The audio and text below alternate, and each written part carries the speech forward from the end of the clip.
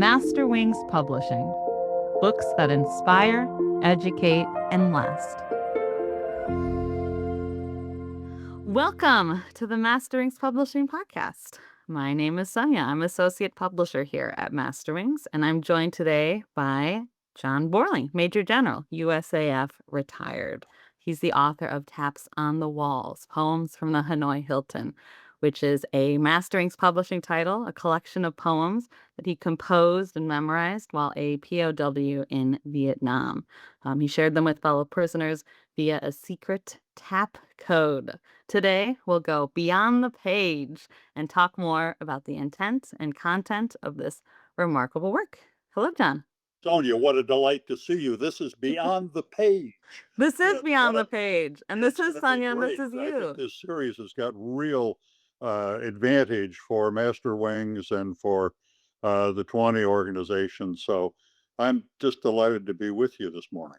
Oh, and I'm so glad to be with you too, John, and Well, to let's see get your after face. it Yeah. because the people who are listening and watching this thing want us to delve deeply into matters of great pith and moment. Yes. To go beyond the That's a page. tough phrase to get out. Pith Beyond the and page. moment.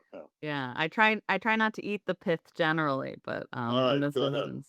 Okay, well, I will tell the listener who you are maybe first. I'm here speaking.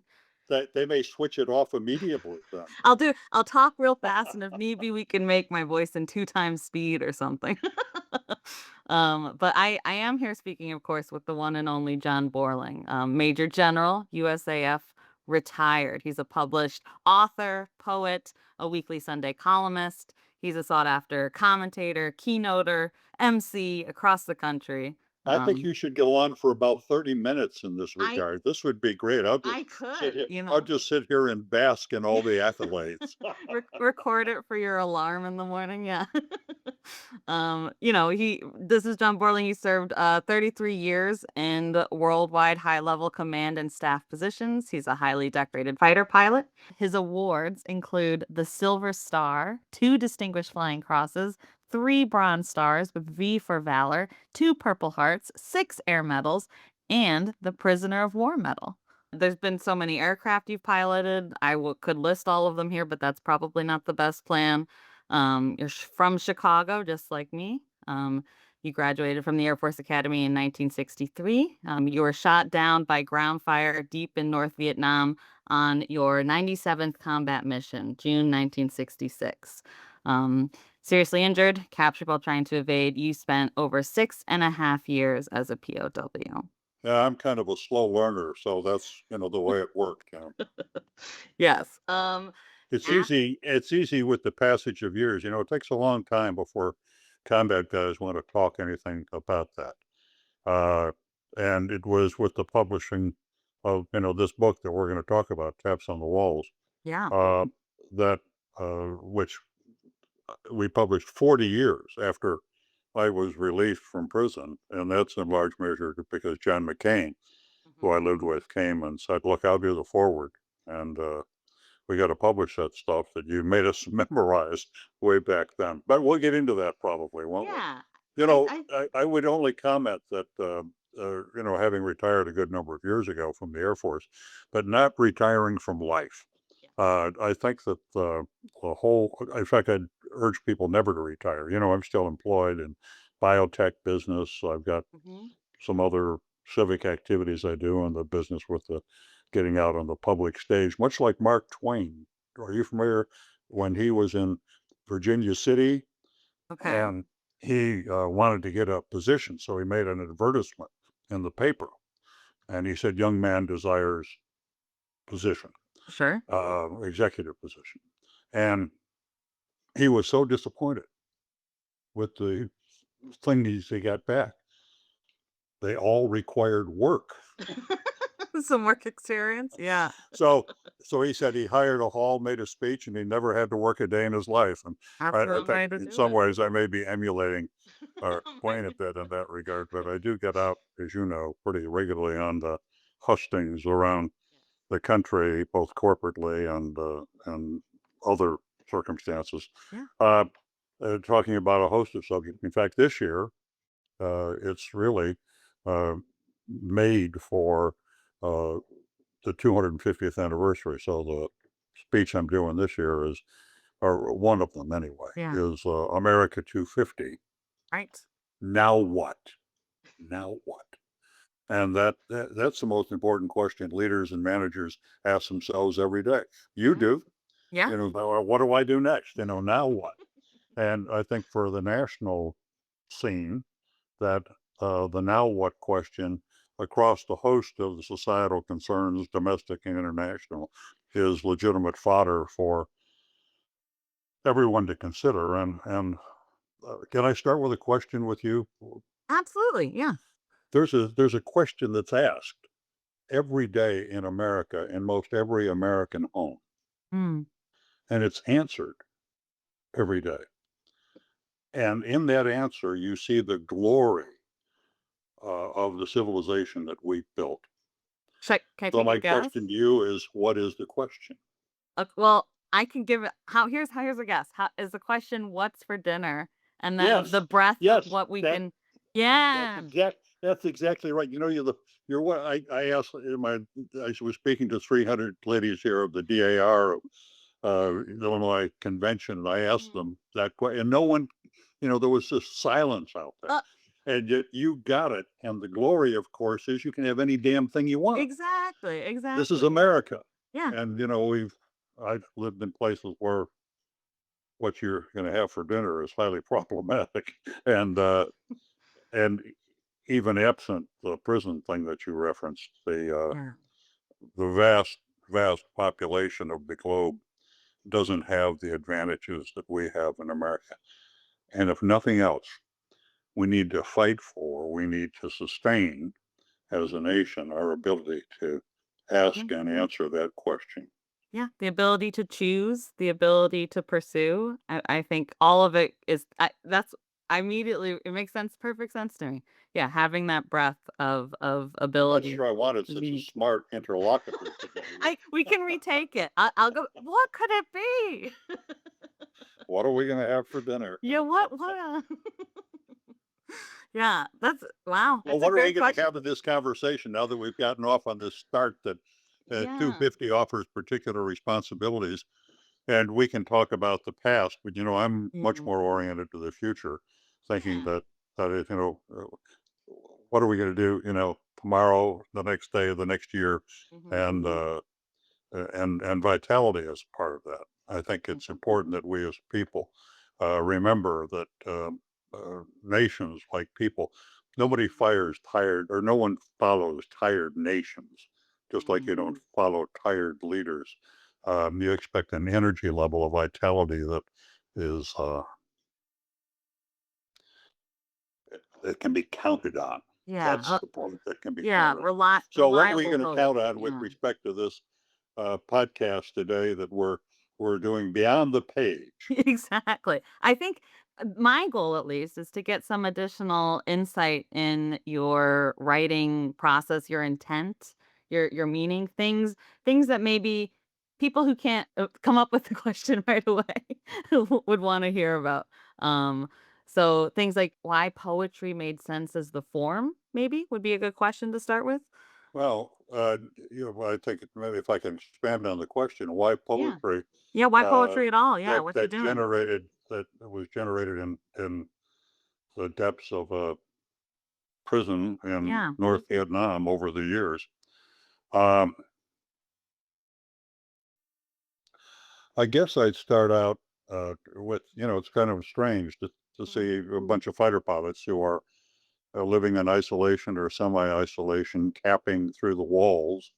Uh, and by the way, maybe we should explain that tapping Okay. through the walls thing to people, that's how we communicated. It was forbidden to talk to one another. We were in isolation or semi-isolation for many years, but in the book on whatever it is, page 9, Yeah. is is this The tap code. code. Yeah. Well, we can both see it. So you just array the alphabet in 5 rows and 5 columns, so that the letter A would be 1, 1. The letter E would be 1, 1, 2, 3, 4, 5.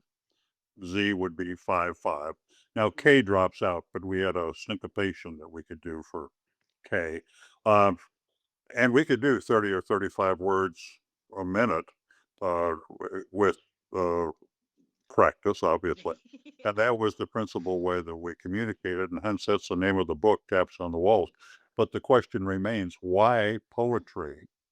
And, what appeal does that have to a bunch of, government issue fighter pilots?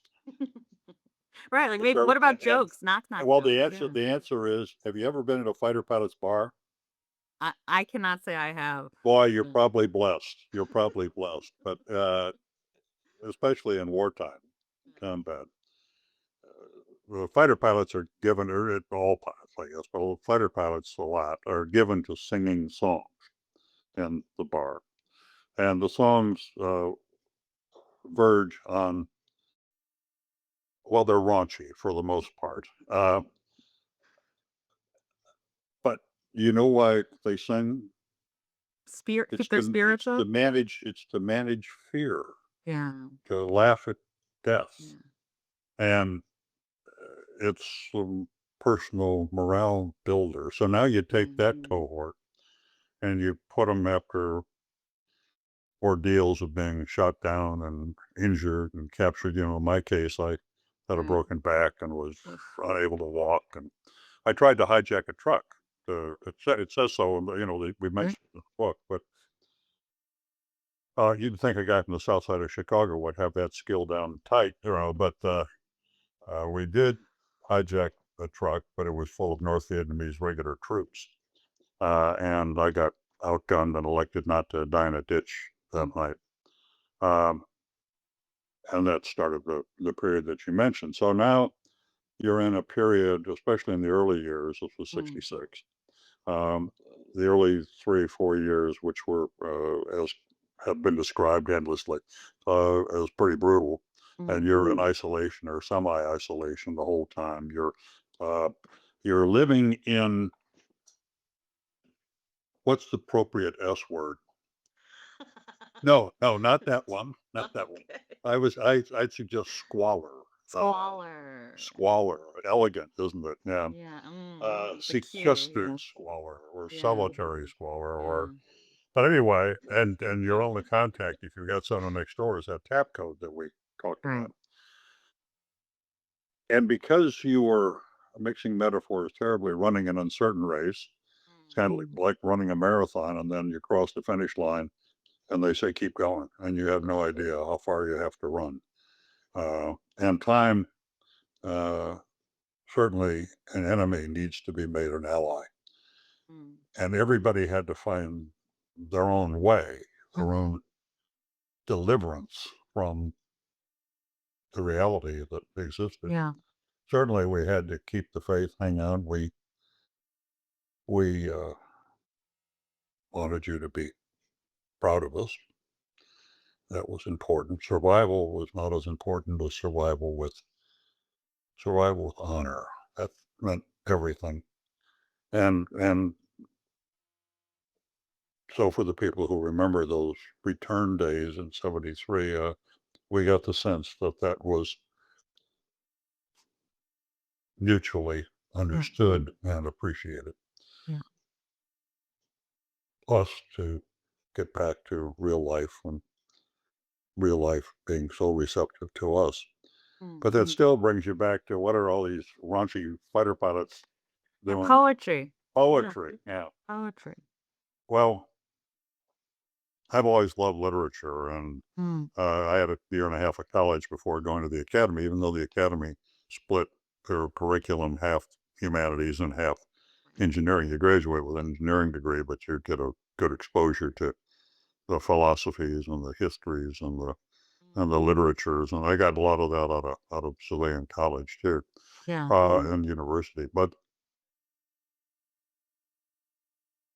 the quest to stay sane, the quest to do something productive, to be somehow, we tend to be pretty competitive people anyway, and to do something that would be enabling of that. yeah. Uh, and so I started to, some guys dreamed up golf courses and designed golf Mhm, courses. People designed houses and built houses in their mind. But you mhm, had to make, again, time and ally. So I, being a lover of literature and having a appreciation for form, mm, the Petrarchan and Elizabethan sonnets. And if you thought I knew the difference when I was up there, you're wrong. So I mixed them up. But it was a number of, 14 line iambic sure. pentameter, ABBA kind of Yeah. stuff. And then a lot of, see, I think poetry ought to be like a picture on the wall. Mm, And you look at it and you absorb it and okay. you get an immediate reaction about, gee, I really like that. Right. Or you're turned off by it. I mean, I am not a particular fan of going in and seeing muddy footprints on a white wall. Mhm. I find my artistic appreciation talents somewhat limited, perhaps.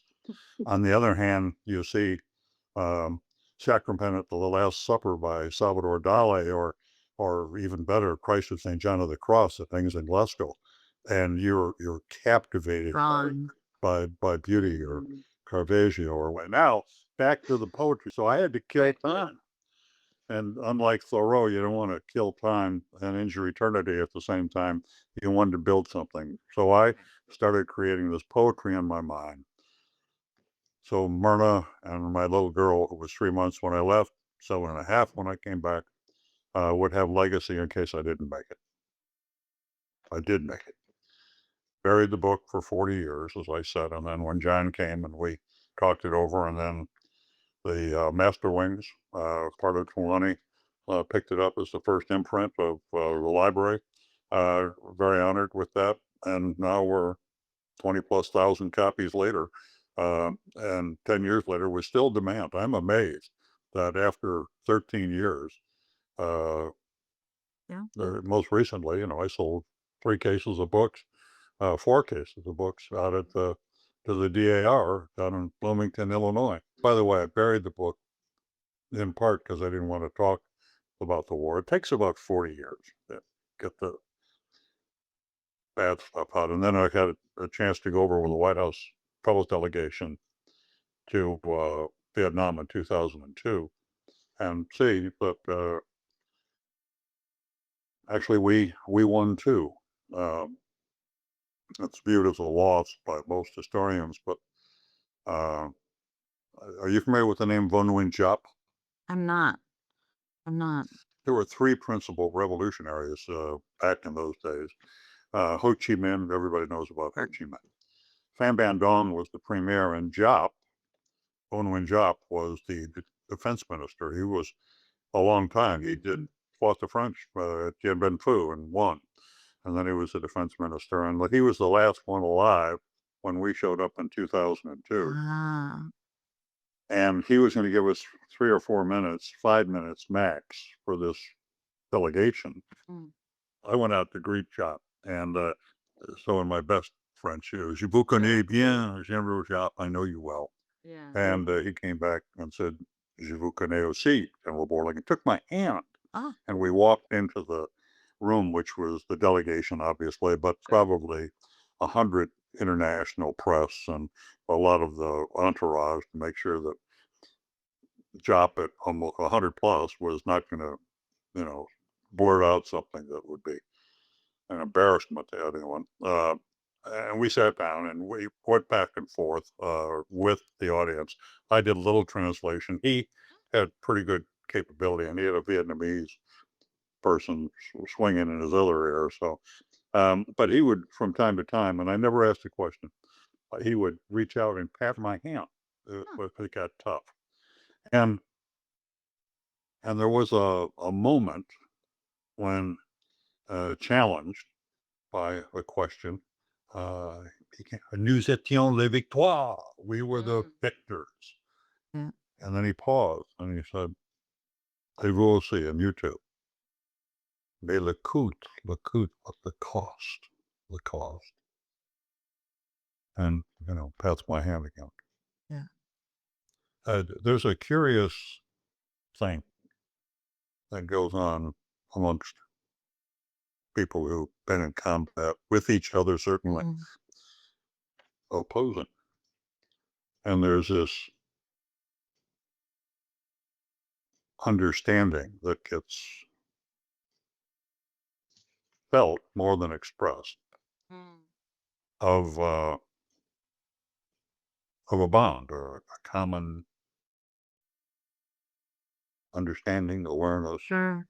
Same plane. sense Yeah. that we've been down that road, perhaps different roads, contesting roads, but common roads, and there is a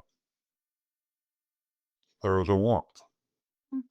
And in the book, I tried to achieve a warmth between me and the reader. It goes back to the picture. I didn't want to, I read a lot of poetry. I read a lot, and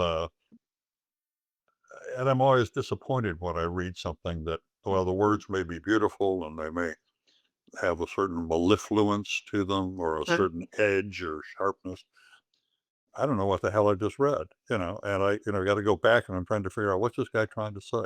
So Yeah. I tried very hard to say things at different levels, but the first level is you got to look at it. It's like the lovely waterfall and background that you have in the thing that's Yeah. it's the Adirondacks or something, or it's Niagara or whatever it's Niagara, called. yeah. Early Niagara on the Niagara, Falls. yeah, I yeah. can see the Maid of the Mist over your left shoulder there, but uh, the that impression of beauty, Mm. and maybe that's the point. We were so absent of stimulus Yeah. that that I've often thought that America, if we were as good as we think we are, would have come up with a common definition or Mhm. statement of purpose for our educational system. And because we haven't, and I'm bashful, I've come up with that. Wait, Oh, okay. Do you uh, is this the try this. breaking No, news let's or try yeah? this one out. The purpose of the American educational system Mm. should be to instill in the student the skills and the confidence Con to identify and solve problems, because that's what you do in life. Yeah, I like it. And have good manners. I am so irritated by these people who attack their meat in nice restaurants as if No. they're engaging something with a chainsaw, and uh, have good Keep that in manners. there, yeah, okay. And Oh, this is okay. and this Mm, is the biggie. Appreciate beauty. Appreciate beauty.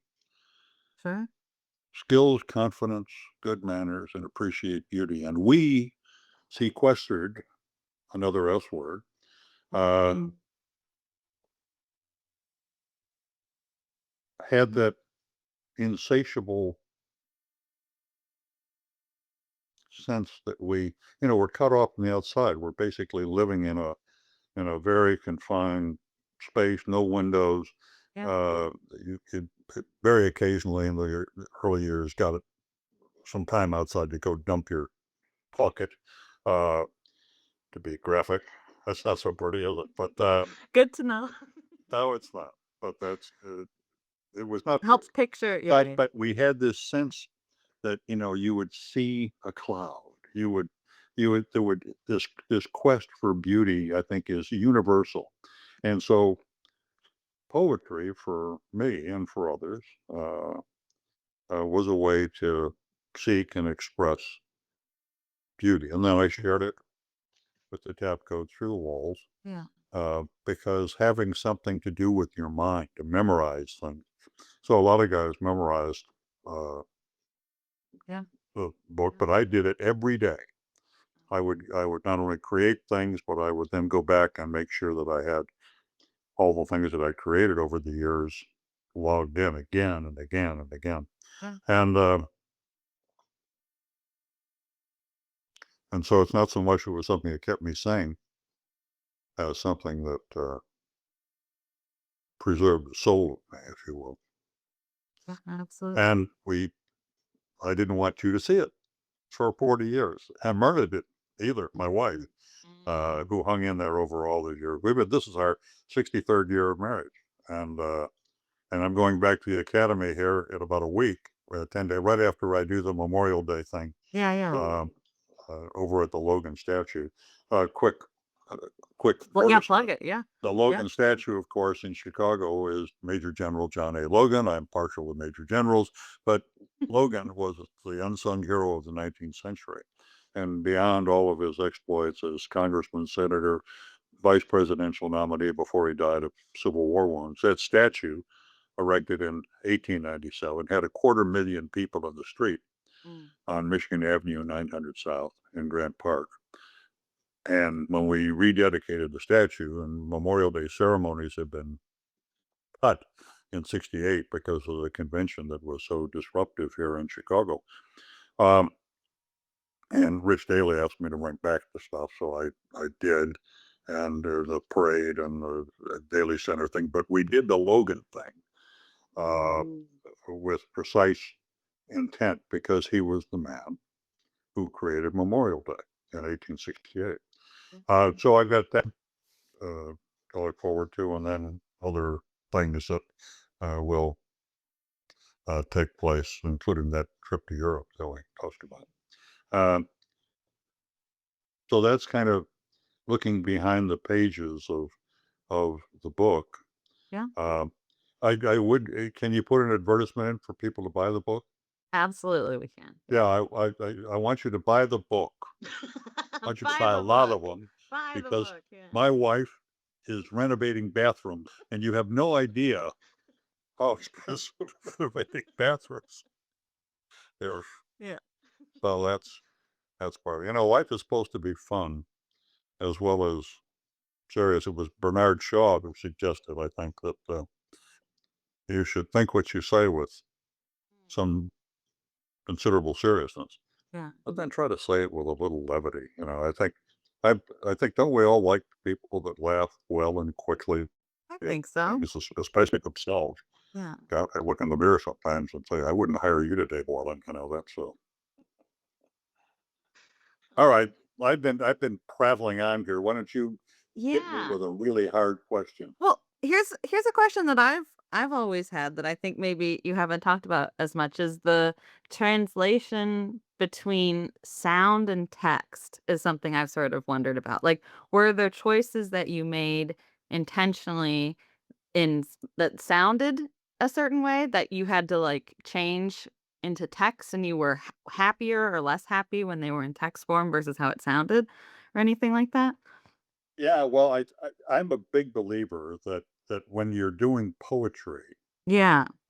you got two choices. Mhm. You can be Laurence Olivier. You're on stage and you are Yeah. Shakespearean, Yes. or you're Steve McQueen in jeans and a t-shirt and a pair, leaning up against the couch, doing it kind of Sure. conversationally. Yeah. But let me give you an example. Man, Yes, the please. first poem in the book is called "The Derelict," Yes. and this is this business where you're saying the sounds versus the words. Yes. Because most people aren't going to sit there and read it out loud, although Right. they should. Or tack it But out loud. and Yeah, right. I've always dreamed of doing an audio book on this thing. Maybe somebody can make this come Ooh. true sometime.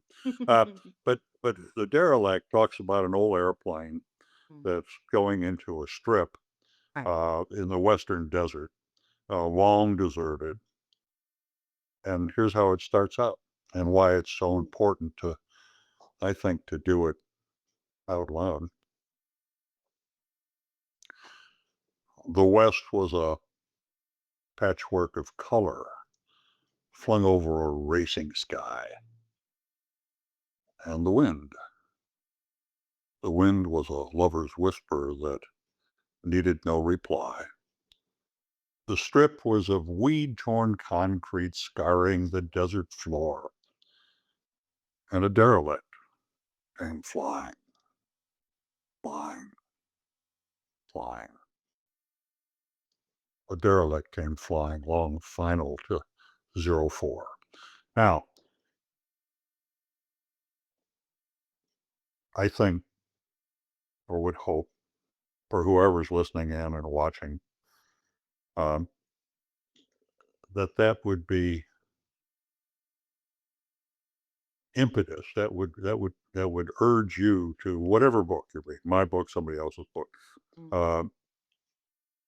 uh, to experience it again, like Olivia, like Steve Yeah, McQueen. right. Boy, I'm kind of dated in my movie and acting stars here. I should come up with somebody much more current, but you get what you I get. got it. I gotcha. I'm Uh, following. Yeah. but by the way, they just again, I consciously put the book into four pieces: the flying part, then the dark, bitter human nature, POW stuff, the ugly, ugly things, and then family things, uh, Thanksgivings and Christmases and Yeah. holidays. When they all come over, we've joked about this before. I said when they all come over to your place, and you figure out after about 5 minutes that of all your relatives, you really like yourself the best. I mean, uh, and then there's the long epic poem at the end. I always wanted to Mm. do an epic poem, so it's about 60 pages or so Yeah. of called Sea Story, Southeast Asia Story. And the play is meant to be a sea story, is meant to be that, but it's Yeah. Southeast Asia Story, and a lot of flying metaphor in there. But it deals with all the elements of human activity and nature, and tries to uh, shine a light Mm. on those things. So, and there's a glossary on the back, Ver- so Very not helpful. everybody, not everybody knows what CAVU is, for example. Yeah. Ceiling visibility unlimited, and Yeah. Yeah. that's a good kind of day. Yeah. That's a good But kind of day.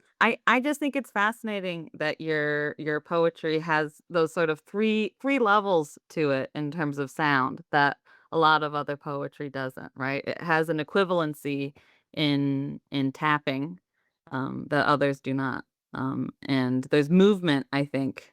There's more movement in these choices. Well, you would hope so, but you get Yeah. inspired by combat tends to again bring it out. This is nothing new. I mean, Yeah. it was World War I stuff, World War II, some of the, you know, the thing, the side flight, of course, being Sure.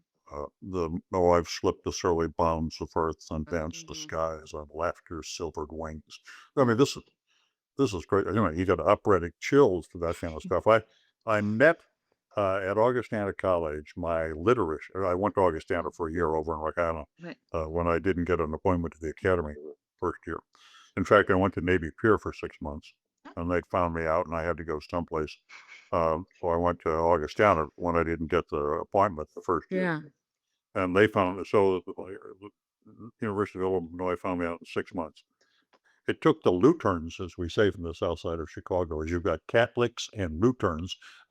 It took the Lutherans a year to find me out. And then I went to the Air Force Academy having to find someplace to go to. And they didn't find me out for 37 years, 4 years at the academy and 33 years in the military.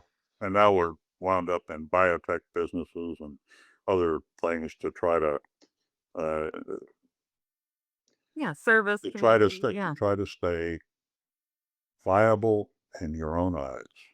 Mm. Not Nick Bale's eyes, in your own eyes. So I urge people never to retire. Yeah. And to retire, all you do is end up, watching old westerns on TV or something, or playing entirely too much golf, which is okay. Uh, but you gotta you gotta be out there hustling yet. Yeah. So that's Searching for beauty and creating. Yeah. Right. well, yeah. I've got a It's strange. I've got a summer place in Michigan. It's Mm. a family home that was built in 27, and I bought everybody out after the war.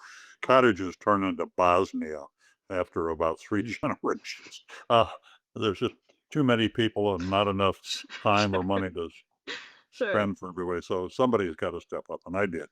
And now we're up to five, almost six generations. And uh, Oh, and I had a conversation at dinner the other night at a little restaurant. We were in Michigan over the weekend for my granddaughter's high school graduation, I and didn't miss. I was talking. We had a neighbor on my right, and she was commenting about how much our lake, Round Lake up at Sister Mhm. Lake means to her. And I said, the safest place in the world for me is the end of my pier up here on Sister Lake. Yeah. And she said, and that's mine. And now we're both tearing up, Oh, because yeah. the safe way, and I had occasion to try to use that over those many years when things would get hard. Yeah. And I would always put myself uh, mentally at the end of my pier, and I would close my eyes and try to stay at the end of the pier and sketch the tree line again and again across the horizon, and use that to offset the hurt, the pain. And when I came back, I went to the end of my pier Yeah. with a sketch pad and a piece of charcoal. And I closed my eyes. I sketched the tree line. I wasn't even bloody close.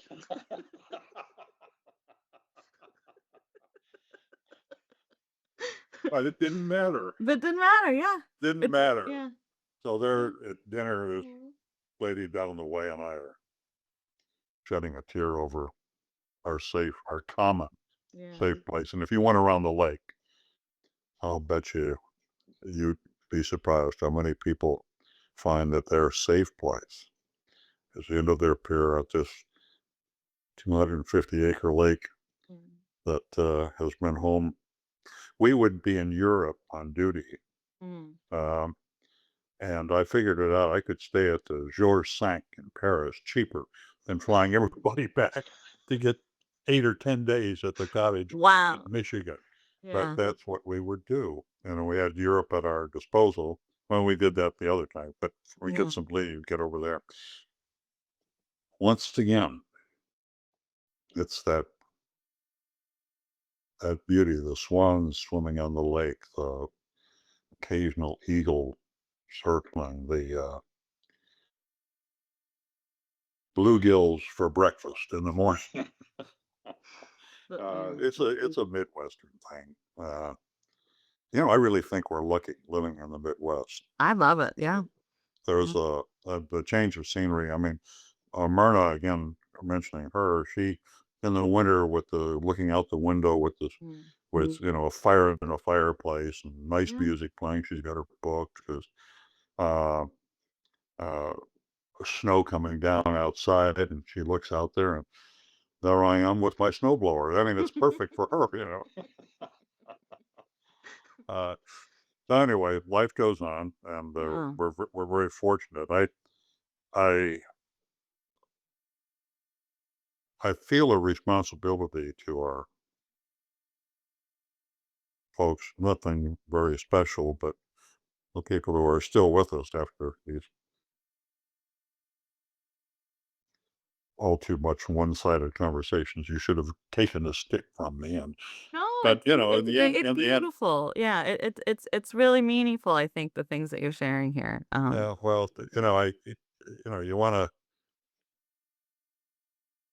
you want to leave some marks behind. I'm going to be giving the final toast, or the toast at this 63 thing Mm. out of the academy. And uh, it's hard to talk to classmates because they know you guts, feathers, and all. I mean, they've seen you over the years Right. With your of bucket. Yeah, right. Yeah. maturation. I mean, they've got stories that they won't quite put you in jail, but you come pretty close sometimes. If truth be known, but so I'm going to talk about contrails Mm. and footprints, Yeah. and and contrails, of course, the Plain. condensation trail that is left across the sky in certain climatic conditions, that trail of vapor, water vapor behind the airplane.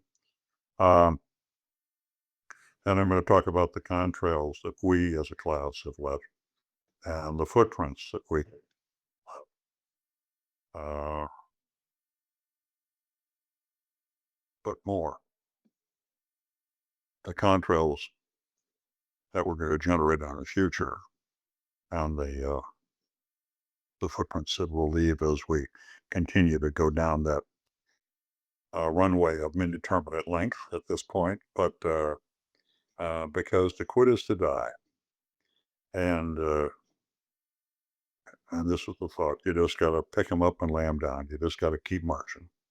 You just got to keep marching. So keep I'm still writing, still trying to engage with audiences large and small across the country.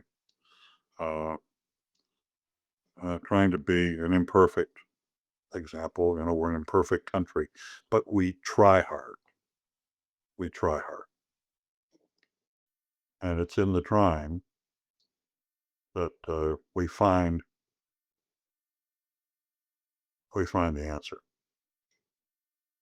I don't know if we're still recording or not, but I'll use a final poem from the book, which is this, I believe, and it is very simply: some are made for mountains, and some prefer the plain, but all must have a self-esteem to bring them home again.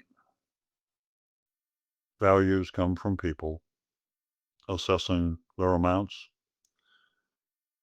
those worthy of respect and pride. All know the striving counts. The striving counts. Been fun to be with you today. Yeah, John, thank you so much for your time today. It was a real treasure to hear what you had to say. And I will let everybody know if you're interested in hearing more. Taps on the Walls, Poems from the Hanoi Hilton is available through Masterings Publishing and wherever books are sold. I hope you all have a lovely dinner. And until next time, keep exploring, keep learning, and keep the spirit of storytelling alive.